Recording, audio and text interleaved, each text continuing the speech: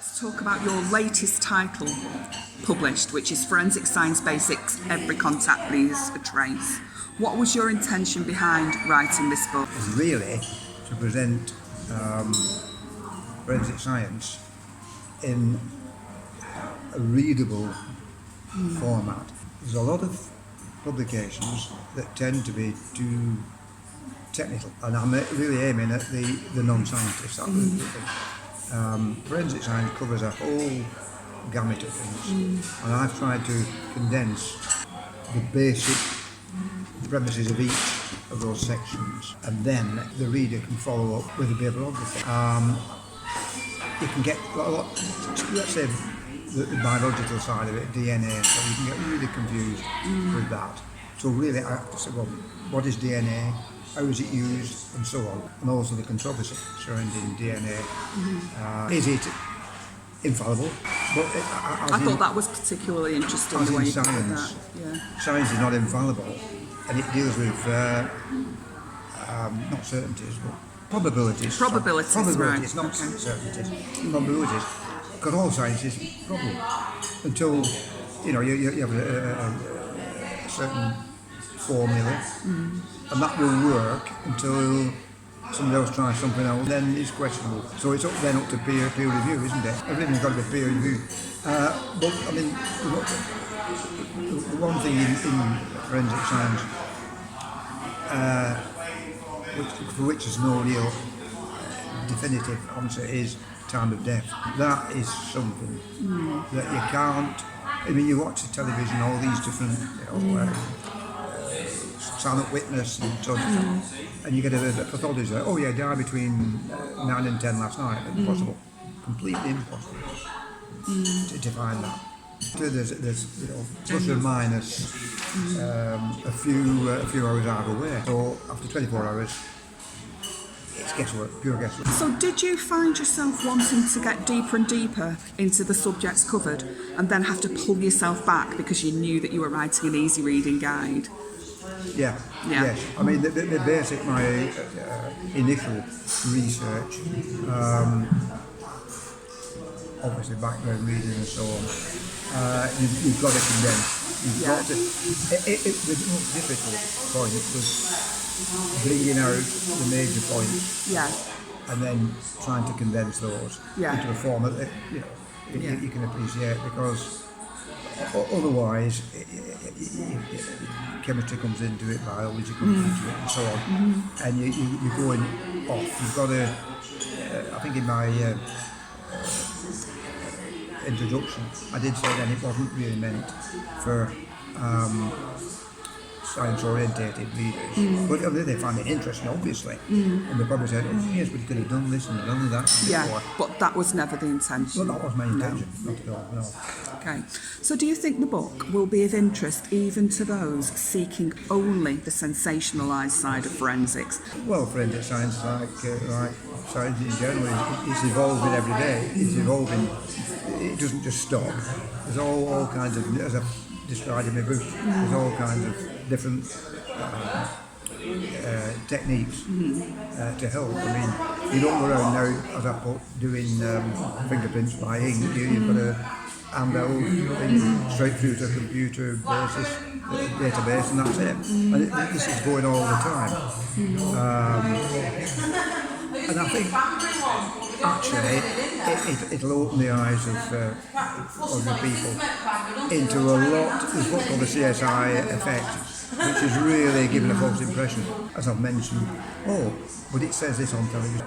Yeah, but they're put into an hour. Yeah. You are fascinated with true crime. Are there any disreputable characters or horrendous events that you'd like to write about in the future, and any that you absolutely wouldn't? Well, I mean, I can think of people like the Cray brothers in London, gang warfare. I can go even nearer home to cases in Manchester. These Manchester gangs have what a lot of, not contact with, I've contact with sources that were involved with them, put it that way. That might be. But then, of course, you've got to be very careful over, the legal side of it, haven't you? If they're still alive, you know, you've got to... Well, of course, and that actually ties in with my next question. Your book, Doctors in the Dark, is a compilation of 3 of your previous works on Doctors of Death. It covers Harold Shipman, Buck Ruxton and John Bodkin Adams, 3 doctors notorious for abusing their trusted positions. First of all, are there other doctors' stories you'd be interested in writing? And secondly, would you consider putting together a book, say, for example, say Nurses in the Dark? Maybe of prime interest to me would be somebody like Beverly Allett, who was a nurse with Munchausen's by proxy, who was responsible for the deaths and illnesses of many children on her ward, but she is still living. Now, is that something that makes a difference? Well, the problem with someone still living is, well, if you're in prison, I suppose you could do something on that, if you've got a life sentence. Yeah, and especially if there are already documentaries about that, you don't only be extracting the information. I suppose that wouldn't be a No. too big a deal. Well, again, a lot's been in. That's an interesting, but then we've had so many documentaries about that. You know, linking the first telegraph, America and so on, and they brought him back. I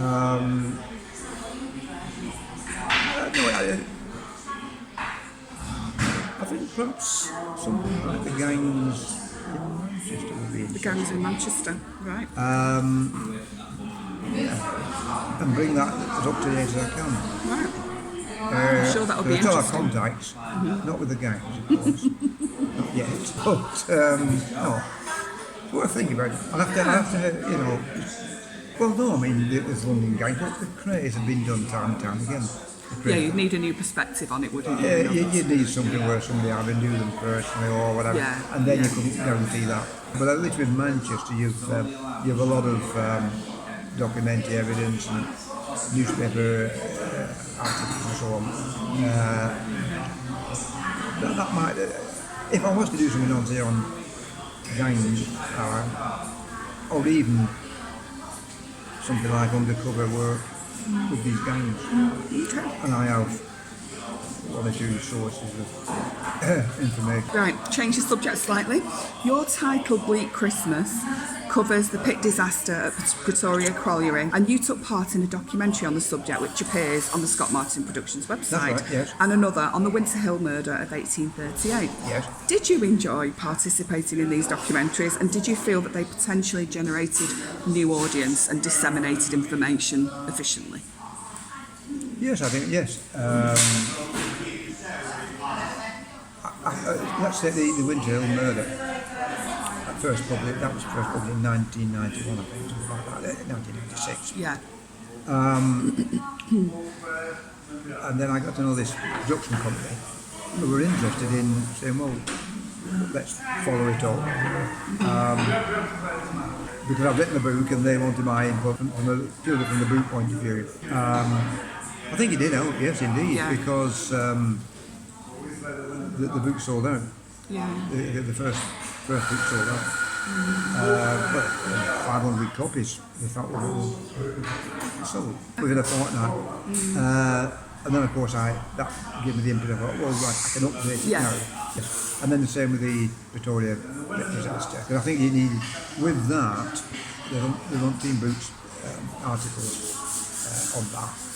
But they didn't actually go into the 2 main sources, which were the inquest report and the official inquiry. Very exhaustive. I mean, 500-600 pages. But again, I picked out the essential parts of it, so then readers can think, oh right, they didn't attend either of the inquiries or anything. So, and there's nobody, unless they're a historian, but there's nobody going to go and plough through that one. So that was, it's to put it again in a presentable way, so that you could digest it and say, oh yeah. I didn't realise that. But your Pendle Witch book is fascinating and full of really incredible characters, isn't it? And I love the way that you always, in most of your books, in fact in probably all of them, you tend to look at the same events from different angles and You do it, for example, with Murder in the Heather and the Winter Hill murder book. So were you ever, as these books are full of kind of atmosphere and characters, really strong characters, particularly in Pendle Witches and the Winter Hill, strong characters that you could really get to grips with, tempted to fictionalise? No. No. No. How can I put it? I'm like Oliver Cromwell, warts and all. I like to pure fact and then leave it to the reader to decide whether they accept or not. Because I'm not giving my view or what I think happened. I'm giving what did happen. But then again, I think that's going back to my legal training. You're looking for evidence and facts. You won't say, we can't imagine in court. You've got to give, and that I think that's the main thing. But I mean, with the witch one, I mean that found quite a. I think I mentioned to you in America, in New England, with the Salem witch trials. One of the persons bought the book. He has some relative over there, and they bought them from Amazon because they wanted to compare the Salem witch trials with to compare them. So that was the interesting part. And it's not, like I say, it's not fictional. It's not pure fact. But I think again, it's going back to historical research, especially and you research into facts again. So the non-fiction. Well, what would, I know where you're coming from. Because, well, what would happen if this happened instead of that? But it didn't. I'm being pedantic as a lawyer, really, and say, well, it's no use saying you could have done that. You didn't. Yeah. You've done this. Okay, this is a long question. Many of your titles have a sociological element to them, but The Dark Figure delves into history, economics, criminology, sociology, demographics, geography. Was it the technique of understanding the past to understand the present that encouraged you to put together this particular book in this particular way? Yeah, because I don't think you can give a view on crime in the present day without going back into the past. Yeah. Records really, really Victorian times, the time when you've got the annual reports and court reports and so on. You can go back way below, but it also sets the scene of you've got to deal with crime within a context. Is it changing that much? I don't think it is, and that was the question I put in it, was it? To the reader, judge yourself whether things have changed. And they're not. But they're more sophisticated, obviously. People like say, oh, crime's worse now than it was in my day. Well, all right, when was your day? And you look within the context, like kids in school stealing apples from a vicarage orchard. No, it wouldn't be that. You beat somebody up for it, and then you haven't got the knife crime. Then as you have now, so things are changing as you go along. If you look at the same categories, they're not altered that much. Not really. But then of course the punishment, you've got to look at the punishment. And you're coming into, since hanging was abolished, people say, well, bring it back. We won't get half the problems we're getting now, but would it? Wouldn't it? And then, you've got the reformers, they say, oh no, rehabilitation. I mean, there's the Guardian the other week, a friend I know now, he's finished in the police and he's chairman of this panel now that's looking to take teenagers off crime. And he was one who was a really tough detective. But no, that's great because he's using his skills, his 30 years in the police, now to try and prevent them going off the thing. Short question, next one. Which of your titles has been your favourite to write? Enjoy doing? Well, I've enjoyed every one I've done. But I can't really say I pick a favourite because they're all embodied. I think perhaps the Doctors in the Dark. And then I enjoyed doing, of course, the one in the crime in Victorian Bolton, Murder in the Heather. I thought it revived old feelings and so on. Of course, I went up there with my measuring stick. It brought it all back, but I've enjoyed everyone I've done. What about your future writing plans? I know that you're planning on writing a book about the flu pandemic of the early 20th century, and you'll tie it in with the local situation regarding coronavirus. But what else can we expect from you? The psychology of interrogation, forensic psychology. It's really like interviews, pleasing and so on. How we work and mould it. But Whether that would go down, well, I don't know. Well, I don't know. I mean, it could be kind of the art of persuasion, the psychology of persuasion, rather than interrogation. Title of it, anything you say. Good one. The psychology of interrogation.